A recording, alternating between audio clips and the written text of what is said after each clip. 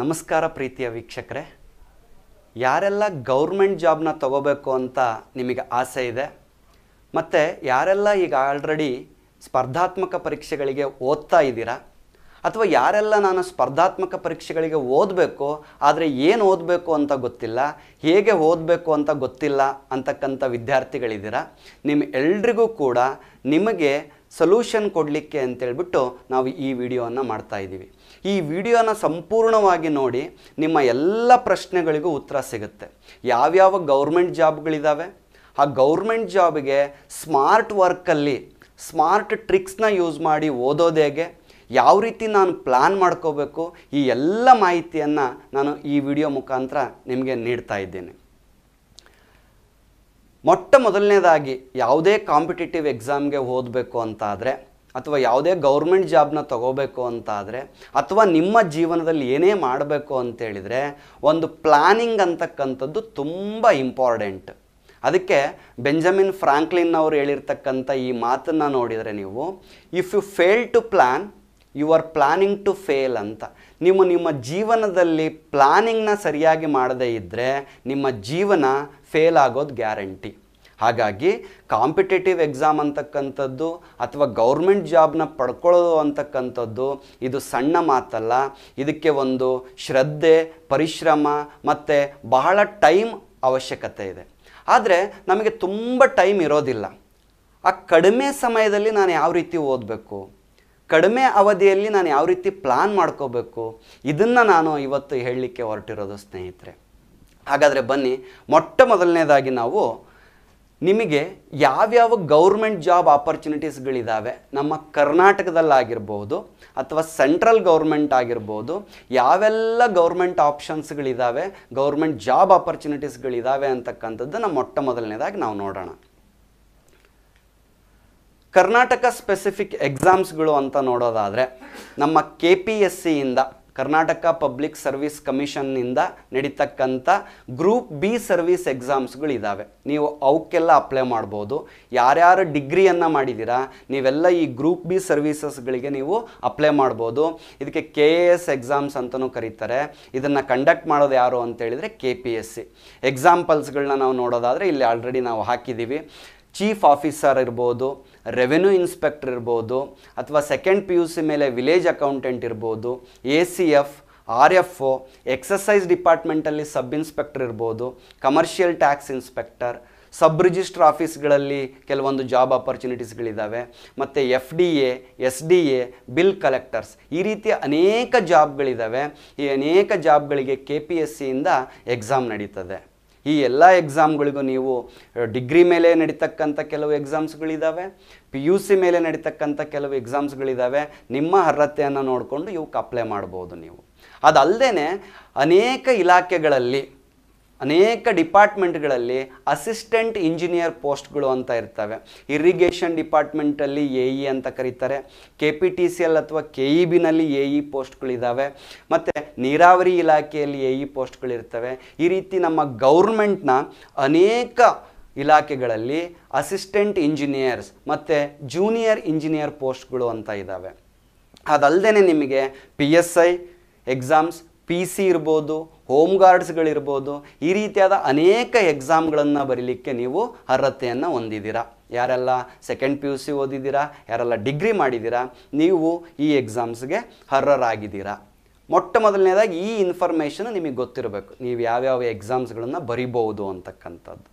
ಹಾಗಾದರೆ ಈ ಎಕ್ಸಾಮ್ಸ್ಗಳಿಗೆ ಓದೋದು ಹೇಗೆ? ತುಂಬ ಜನಕ್ಕೆ ಇದು ಗೊತ್ತಿಲ್ಲ. ನಾನು ಯಾವ ರೀತಿಯಾಗಿ ಎಕ್ಸಾಮ್ಸ್ಗಳಿಗೆ ಪ್ರಿಪೇರ್ ಆಗಬೇಕು, ನನಗೆ ಏನೆಲ್ಲ ತೊಂದರೆಗಳಿದ್ದಾವೆ, ಚಾಲೆಂಜಸ್ಗಳು ಏನಿದ್ದಾವೆ, ಈ ಎಕ್ಸಾಮ್ಸ್ನ ಫೇಸ್ ಮಾಡೋದು ಹೇಗೆ ಅಂತಕ್ಕಂಥ ಒಂದು ಮಾಹಿತಿ ನಿಮಗೆ ತುಂಬ ಜನಕ್ಕೆ ಇರೋದಿಲ್ಲ. ಆ ಮಾಹಿತಿಯನ್ನು ಕೊಡಬೇಕು ಅಂತೇಳಿ ನಾವು ಈ ವಿಡಿಯೋನ ಮಾಡ್ತಾ ಇರೋದು. ಈ ವಿಡಿಯೋನ ಸಂಪೂರ್ಣವಾಗಿ ನೋಡಿದ್ದಲ್ಲಿ ನಿಮಗೆ ಈ ಎಲ್ಲ ಪ್ರಶ್ನೆಗಳಿಗೆ ಉತ್ತರ ಸಿಗುತ್ತೆ. ನಿಮಗೆ ಏನೇನು ಇಶ್ಯೂಸ್ಗಳಿರ್ಬೋದು ಅಥವಾ ಚಾಲೆಂಜಸ್ಗಳಿರ್ಬೋದು ಈ ಕಾಂಪಿಟೇಟಿವ್ ಎಕ್ಸಾಮ್ಸ್ನ ಬರೀಲಿಕ್ಕೆ, ಫ್ಯಾಮಿಲಿ ಪ್ರಾಬ್ಲಮ್ ಇರ್ಬೋದು, ಟೈಮ್ ಪ್ರಾಬ್ಲಮ್ ಇರ್ಬೋದು, ಅಥವಾ ನಿಮ್ಮ ಮೆಂಟಲ್ ಎಬಿಲಿಟಿ ಅಂತ ಏನು ಕರಿತೀವಿ, IQ ಪವರ್ ಅಂತ ಏನು ಕರಿತೀವಿ, ನನಗೆ ತುಂಬ ನೆನಪಿನ ಶಕ್ತಿ ಇಲ್ಲ, ಅಥವಾ ನನಗೆ ಹೇಗೆ ಓದಬೇಕು ಅಂತ ಗೊತ್ತಿಲ್ಲ, ಯಾವ್ಯಾವ ಮಟೀರಿಯಲ್ಸ್ನ ಓದಬೇಕು ಅಂತ ಗೊತ್ತಿಲ್ಲ, ಈ ಎಲ್ಲ ಇಶ್ಯೂಸ್ಗಳು, ಚಾಲೆಂಜಸ್ಗಳು ಪ್ರತಿಯೊಂದು ಕೆಲಸದಲ್ಲಿ ಅಥವಾ ಪ್ರತಿಯೊಂದು ಗುರಿಯನ್ನು ಸಾಧಿಸಬೇಕಾದ್ರೂ ಇದ್ದೇ ಇರ್ತವೆ.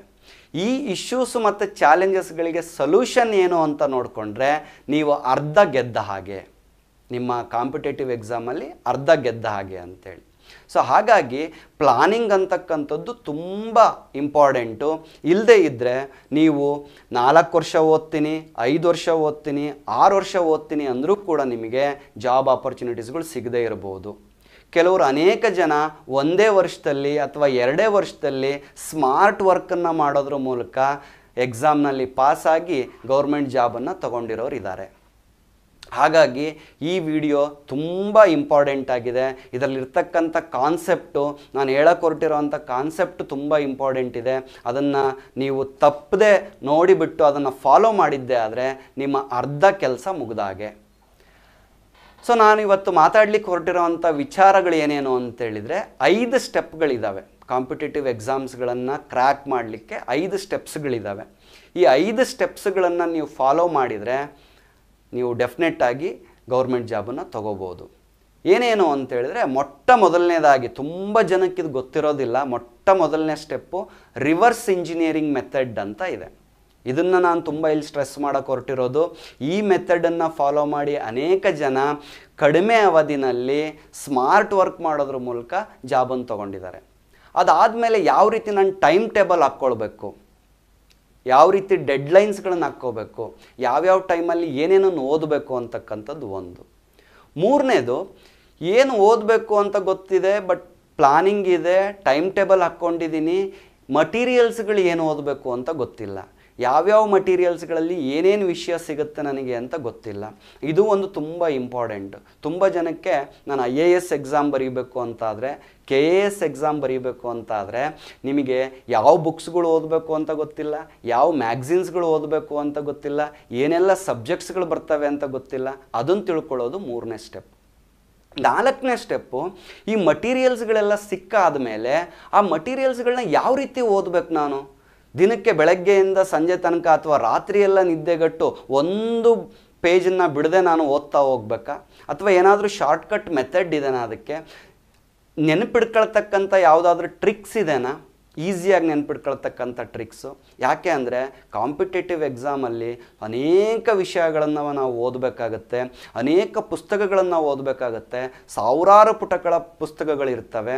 ಅವೆಲ್ಲ ಪುಸ್ತಕದಲ್ಲಿರುವಂಥ ಮಾಹಿತಿಯನ್ನು ನೆನ್ಪಿಟ್ಕೊಳ್ಳೋದು ಕಷ್ಟ. ಅದಕ್ಕೆ ಯಾವ ರೀತಿ ಓದಬೇಕು, ಅದಕ್ಕೆ ನಮ್ಮ ವಿಷಯ ತಜ್ಞರು, ಎಜುಕೇಷನಿಸ್ಟ್ ಅಂತ ಏನು ಕರಿತೀವಿ, ಅವರು ಕೆಲವು ಮೆಥಡ್ಸ್ಗಳನ್ನು ಹೇಳಿದ್ದಾರೆ. OK4R ಮೆಥಡ್ ಅಂತೇಳಿ. ಈ ಮೆಥಡನ್ನು ಕೂಡ ಎಕ್ಸ್ಪ್ಲೇನ್ ಮಾಡ್ತೀನಿ. ಆ ಮೆಥಡನ್ನು ಫಾಲೋ ಮಾಡಿದರೆ ನಿಮಗೆ ಯಾವ ರೀತಿ ಈಸಿಯಾಗಿ ಓದ್ಬೋದು ಈ ಸಾವಿರಾರು ಪುಟಗಳ ಪುಸ್ತಕವನ್ನು ಅಂತಕ್ಕಂಥ ಮಾಹಿತಿ ನಿಮಗೆ ಗೊತ್ತಾಗುತ್ತೆ.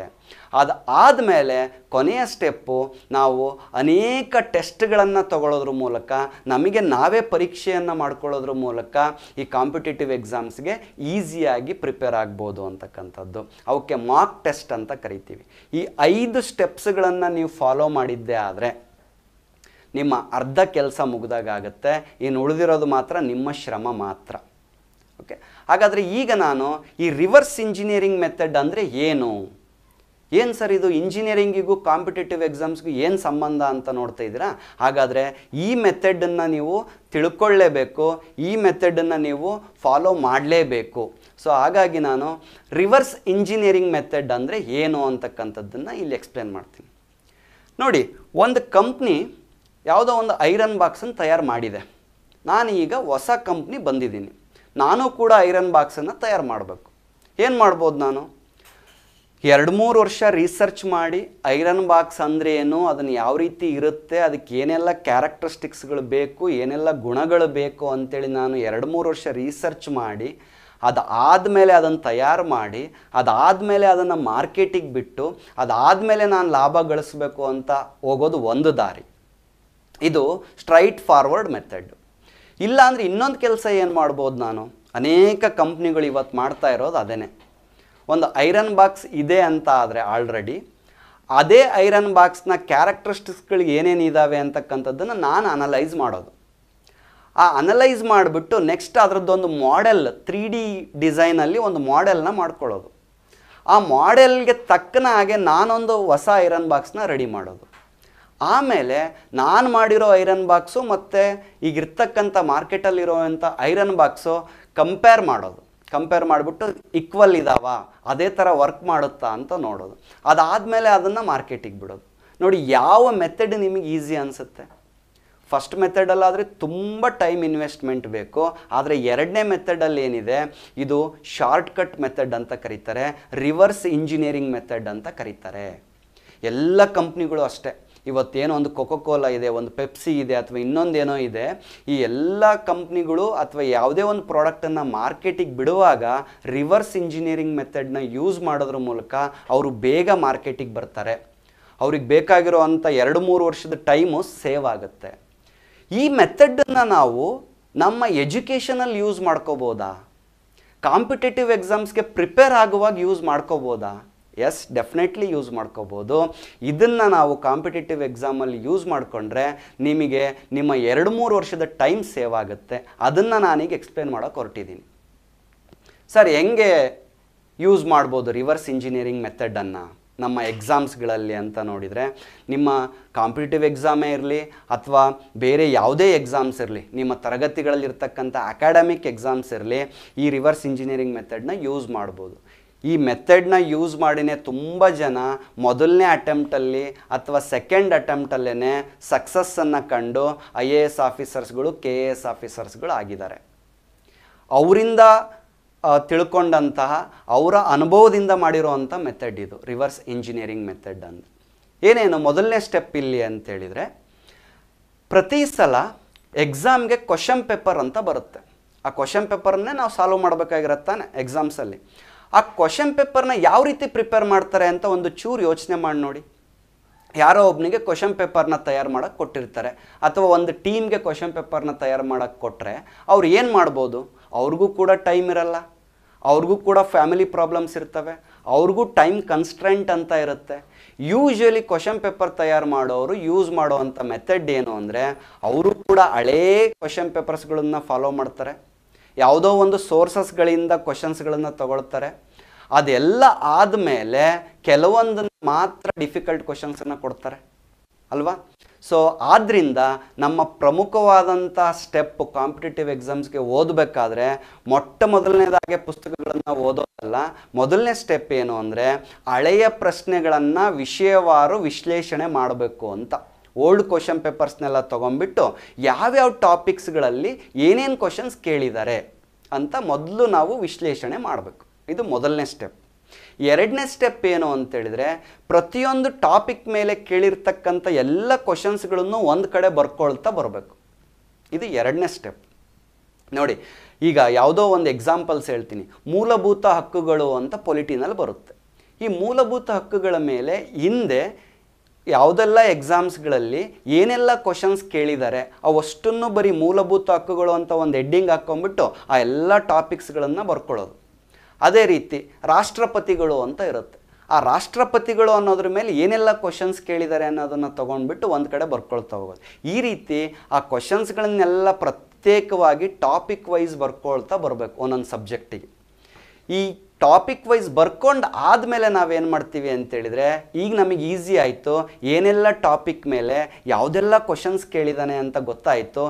ಈಗ ಹೋಗ್ಬಿಟ್ಟು ಆ ಟಾಪಿಕ್ಸ್ಗಳನ್ನು ಮಾತ್ರ ಓದಿದರೆ ಆಯಿತು. ಫಸ್ಟ್ ಮೂಲಭೂತ ಹಕ್ಕುಗಳನ್ನು ಓದೋದು, ಏನೆಲ್ಲ ಕ್ವಶನ್ಸ್ ಕೇಳಿದ್ದಾರೆ ಅಂತ ಗೊತ್ತಿದೆ, ಯಾವ ರೀತಿ ಕ್ವಶನ್ಸ್ ಕೇಳಿದ್ದಾರೆ ಅಂತ ಗೊತ್ತಿದೆ, ಆ ಟಾಪಿಕ್ನ ಈಗ ಓದಿ ನಿಮಗೆ ಪರ್ಫೆಕ್ಟ್ ಆಗುತ್ತೆ. ಪ್ರೆಸಿಡೆಂಟ್ ಅಥವಾ ರಾಷ್ಟ್ರಪತಿಗಳ ಬಗ್ಗೆ ಏನೆಲ್ಲ ಕ್ವಶನ್ಸ್ ಕೇಳಿದ್ದಾರೆ, ಯಾವ ರೀತಿ ಕ್ವಶನ್ಸ್ ಕೇಳಿದ್ದಾರೆ, ಆ ಟಾಪಿಕ್ನ ಓದಿ ಈಗ ನಿಮಗದು ಪರ್ಫೆಕ್ಟ್ ಆಗ್ತಾ ಹೋಗುತ್ತೆ. ಇದು ಈಸಿ ಅಲ್ವಾ? 1000 ಪುಟಗಳಿದೆ. ನೀವು ಪೊಲಿಟಿ ಓದಬೇಕು ಅಂತ ಹೋದರೆ ಒಂದು 1000 ಪುಟಗಳ ಬುಕ್ಸನ್ನು ಓದಬೇಕು. ನೀವೇನಾದರೂ ಫಸ್ಟ್ಗೆ ಅದನ್ನು ಓದ್ತಾ ಕೂತ್ಕೊಂಡ್ರಿ ಅಂದರೆ ನಿಮಗೆ ಬೋರ್ ಆಗೋಗುತ್ತೆ, ಅಥವಾ ಅರ್ಥ ಆಗದೆ ಇರ್ಬೋದು, ಏನನ್ನು ಓದಬೇಕು ಅಂತ ಗೊತ್ತಾಗದೇ ಇರ್ಬೋದು, ಯಾವುದ್ರ ಬಗ್ಗೆ ಕಾನ್ಸಂಟ್ರೇಟ್ ಮಾಡಬೇಕು ಅಂತ ಗೊತ್ತಾಗದೇ ಇರ್ಬೋದು. ಆದರೆ ಈ ರೀತಿ ಓದಿದಾಗ ನಿಮಗೆ ನಿಮಗೆ ಪೊಲಿಟಿ ಅರ್ಥ ಆಗುತ್ತೆ. ಈ ಇಷ್ಟೇ ಟಾಪಿಕ್ಸ್ಗಳನ್ನು ಓದೋದು ಮೊದಲನೇದಾಗಿ. ಒಂದು 8-10 ವರ್ಷದ ಕ್ವಶನ್ ಪೇಪರ್ಸ್ ತೊಗೊಳ್ಳೋದು, ಅದರಲ್ಲಿರ್ತಕ್ಕಂಥ ಕ್ವಶನ್ಸ್ಗಳು ಏನೇನು ಕೇಳಿದ್ದಾರೆ, ಯಾವ್ಯಾವ ಟಾಪಿಕ್ ಮೇಲೆ ಕೇಳಿದ್ದಾರೆ ಅಂತ ನೋಡೋದು, ಅವನ್ನ ಸಪ್ರೇಟಾಗಿ ಬರ್ಕೊಳ್ಳೋದು, ಆ ಟಾಪಿಕ್ಸ್ಗಳನ್ನು ಮಾತ್ರ ಓದೋದು. ಈ ಪ್ರೋಸೆಸ್ನ ಎಲ್ಲ ಸಬ್ಜೆಕ್ಟ್ಸ್ಗಳಿಗೂ ಮಾಡ್ತಾ ಹೋಗೋದು.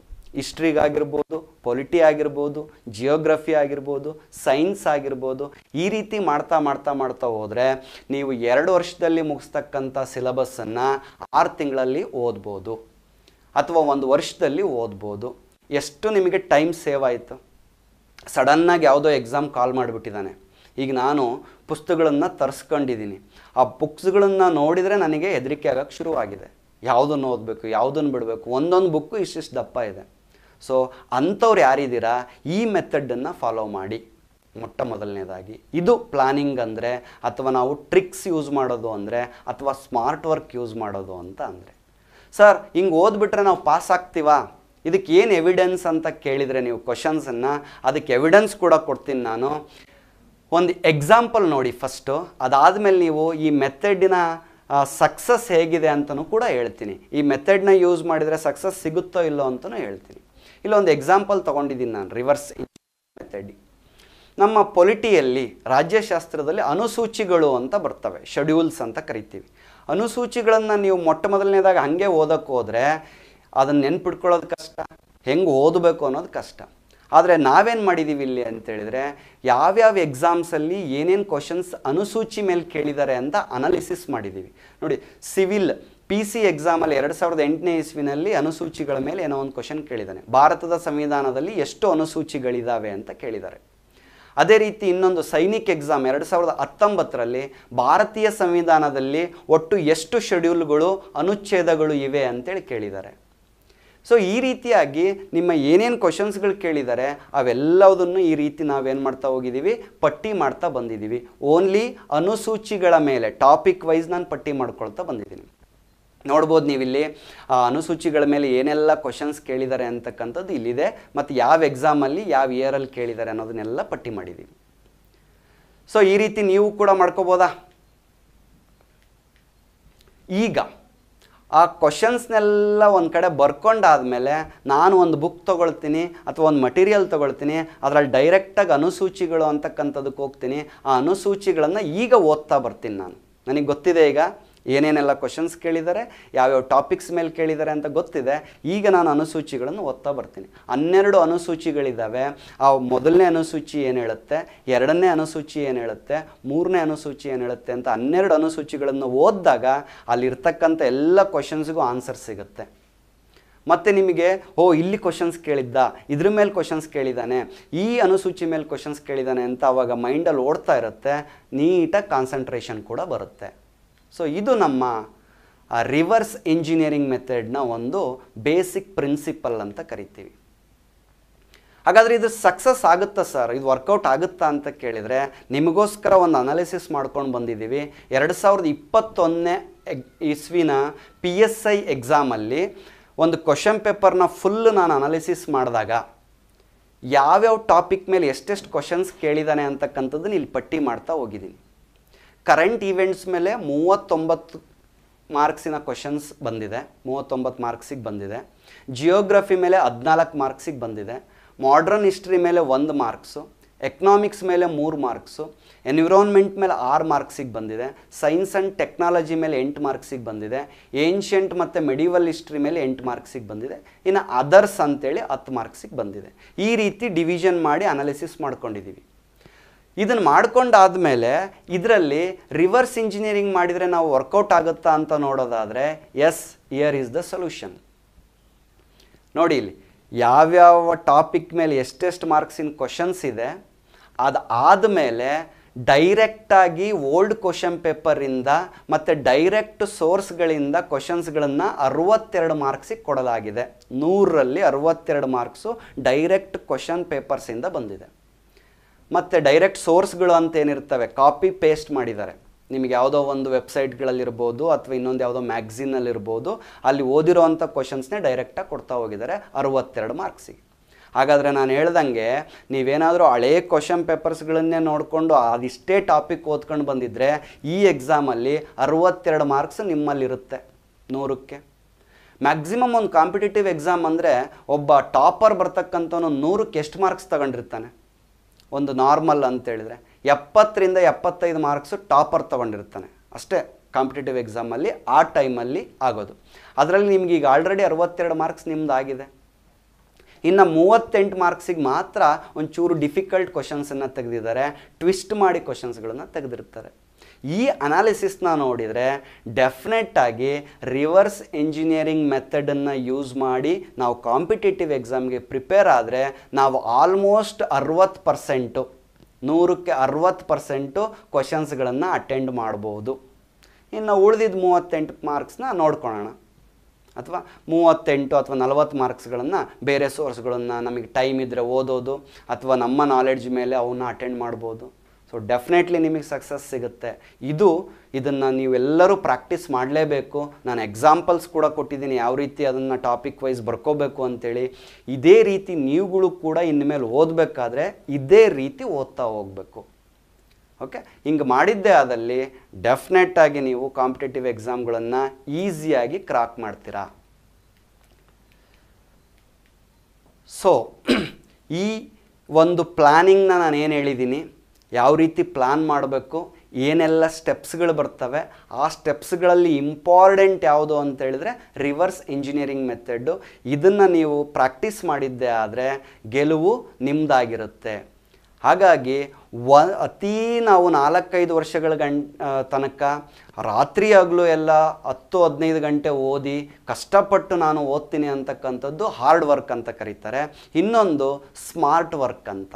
ನಾನೀಗ ಹೇಳಿರೋದೇನಿದು, ಸ್ಮಾರ್ಟ್ ವರ್ಕ್ ಮಾಡಿ ನೀವು ಡೆಫಿನೆಟ್ಲಾಗಿ ವಿನ್ ಆಗ್ತೀರಾ. ಒಂದು ಸಲ ಸೋತ್ರೂ ಪರವಾಗಿಲ್ಲ, 2ನೇ ಸಲಕ್ಕೆ ನೀವೇನಾಗಿ ಆಗ್ತೀರಾ, ವಿನ್ ಆಗೇ ಆಗ್ತೀರಾ. ಹಾಗಾಗಿನೇ ಅಬ್ದುಲ್ ಕಲಾಂ ಅವ್ರು ಹೇಳಿರೋದು, don't fear for facing failure in the first attempt. ಮೊದಲನೇ ಅಟೆಂಪ್ಟಲ್ಲಿ ಫೇಲ್ ಆದ್ರಿ ಅಂತ ಭಯ ಪಡಕ್ಕೆ ಹೋಗಬೇಡಿ. ಯಾಕಂತೇಳಿದರೆ ಮ್ಯಾಥ್ಸ್ ಅಥವಾ ಗಣಿತ ಅಂತಕ್ಕಂಥದ್ದು ಮೊದಲು ಸ್ಟಾರ್ಟ್ ಆಗೋದು ಶೂನ್ಯದಿಂದನೇ ಸ್ಟಾರ್ಟ್ ಆಗಿ ಅದು ಇನ್ಫೈನೈಟ್ ನಂಬರ್ ತನಕ ಹೋಗುತ್ತೆ. ಅದೇ ರೀತಿ ನೀವು ಫೇಲ್ಯೂರಿಂದ ಸ್ಟಾರ್ಟ್ ಮಾಡಿದರೂ ಪರವಾಗಿಲ್ಲ, ಹೆದರಬೇಡಿ. ನೆಕ್ಸ್ಟ್ ಡೆಫಿನೆಟ್ಲಿ ನಿಮಗೆ ಸಕ್ಸಸ್ ಸಿಕ್ಕೇ ಸಿಗುತ್ತೆ. All the best students. ಈ ಮೆಥಡನ್ನು ಫಾಲೋ ಮಾಡ್ತೀರಾ ಅಂದ್ಕೊಂಡಿದ್ದೀನಿ. ನೀವೆಲ್ಲರೂ ಕೂಡ ಈ ಎಕ್ಸಾಮ್ಸಲ್ಲಿ ಪಾಸಾಗಿ ಗೌರ್ಮೆಂಟ್ ಜಾಬನ್ನ ತೊಗೊಳ್ತೀರಾ ಅಂತ ಅಂದ್ಕೊಂಡಿದ್ದೀನಿ. ಇನ್ನು ಉಳಿದಂಥ ಸ್ಟೆಪ್ಸ್ಗಳನ್ನು ನಾನು ನನ್ನ ನೆಕ್ಸ್ಟ್ ವಿಡಿಯೋದಲ್ಲಿ ನಿಮಗೆ ಎಕ್ಸ್ಪ್ಲೈನ್ ಮಾಡ್ತಾ ಹೋಗ್ತೀನಿ. ಆ ಎಲ್ಲ ಸ್ಟೆಪ್ಸ್ಗಳನ್ನು ಫಾಲೋ ಮಾಡಿ ಅಲ್ಲೂ ಕೂಡ ಯಾವ್ಯಾವ ಬುಕ್ಸ್ಗಳನ್ನು ಓದಬೇಕು ಅಂತ ಹೇಳ್ತೀನಿ. ಆಮೇಲೆ ಆ ಬುಕ್ಸ್ಗಳನ್ನು ಓದುವಾಗ 1000 ಪುಟಗಳ ಪುಸ್ತಕವನ್ನು ಯಾವ ರೀತಿ ನಾನು ಕಡಿಮೆ ಅವಧಿಯಲ್ಲಿ ಓದೋದು ಮತ್ತು ಯಾವ ರೀತಿ ನೆನ್ಪಿಡ್ಕೊಳ್ಬೇಕು ಅಂತ OK4R ಮೆಥಡ್ ಅಂತ ಇದೆ. ಅದು ಒಂದು ಅತ್ಯುತ್ತಮವಾದಂಥ ಮೆಥಡ್ಡು. ಅದನ್ನು ಎಕ್ಸ್ಪ್ಲೇನ್ ಮಾಡ್ತೀನಿ. ಅದನ್ನು ಕೂಡ ನೋಡಿದರೆ ನಿಮಗೆ ನೀವು ಕಾಂಪಿಟೇಟಿವ್ ಎಕ್ಸಾಮಲ್ಲಿ ಗೆದ್ದ ಹಾಗೆ. ಎಲ್ರಿಗೂ ಶುಭವಾಗಿ.